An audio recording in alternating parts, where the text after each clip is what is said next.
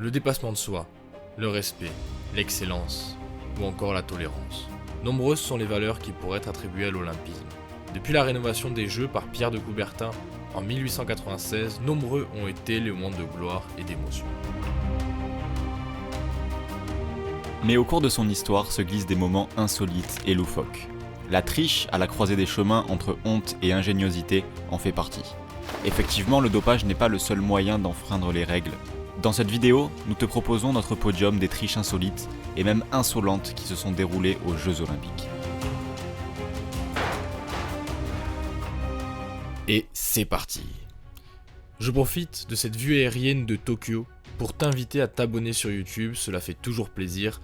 Au passage, notre dernière vidéo porte sur le massacre qui ensanglanta les JO, au sein de laquelle nous revenons sur l'attentat qui s'est déroulé en 1972 aux Jeux de Munich.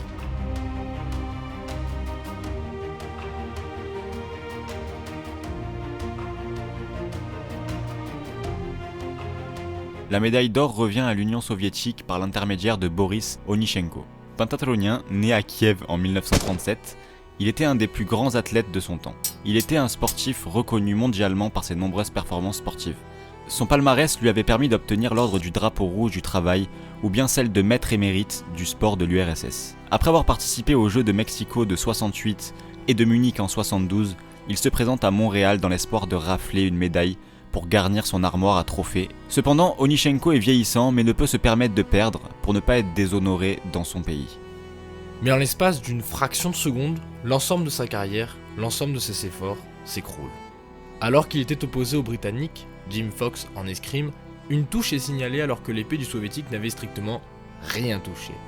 L'arme d'Onyshenko est alors scrutée, les techniciens remarquent une modification du dispositif électronique dans l'arme. En effet, pour qu'une touche soit déclarée, une pression doit être faite sur le bout de l'épée.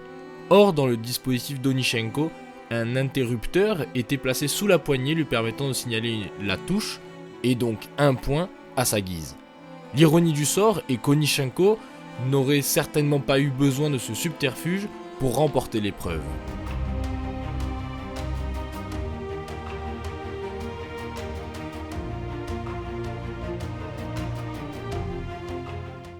Fred Lorz est un New-Yorkais né en 1884.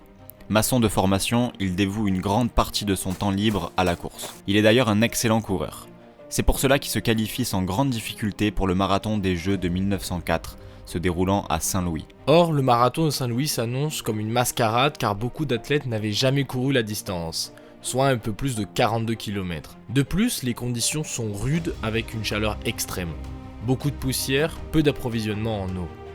Épuisé au bout de 15 km, il monte dans la voiture un spectateur qui l'amène à moins de 10 km de la ligne d'arrivée. Comme tu peux l'imaginer, il termine aisément la course en première position.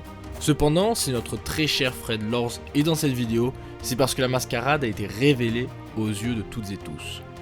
En effet, alors que la cérémonie de remise des prix allait s'effectuer, Thomas X, qui termina second, affirma avoir fait la course en tête tout le long, sans être jamais dépassé.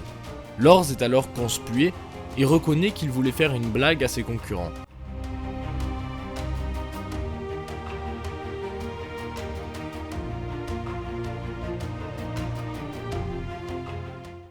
Les Jeux de Los Angeles de 1984 ont été marqués par l'une des triches les plus loufoques, mais aussi l'une des plus ingénieuses de l'histoire du sport.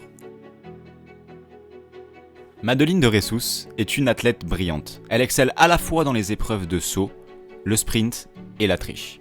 La portoricaine se blesse au tendon au cours de l'épreuve du saut en longueur, ce qui compromet sa participation à l'épreuve du relais 4x400 mètres, qui se déroulait quelques jours plus tard. Madeleine de Ressous demanda donc à sa sœur jumelle, Margaret, spectatrice des JO, de courir à sa place en la remplaçant sur la ligne de départ. Et cela a marché puisque Margaret a couru à la place de sa sœur et que le relais portoricain s'était qualifié pour la finale. Cependant, elle n'a pas duré puisque le coach du relais a pris la supercherie et décida de retirer l'équipe pour la suite. Et c'est sur cette médaille de bronze des triches qui ont eu lieu au cours des Jeux Olympiques que cette vidéo prend fin. On espère avec Romain que cette vidéo t'aura plu. N'hésite pas à mettre dans les commentaires si tu connais des triches que l'on n'a pas pu évoquer ou que l'on ne connaissait pas. TTH et Romain, tchuss.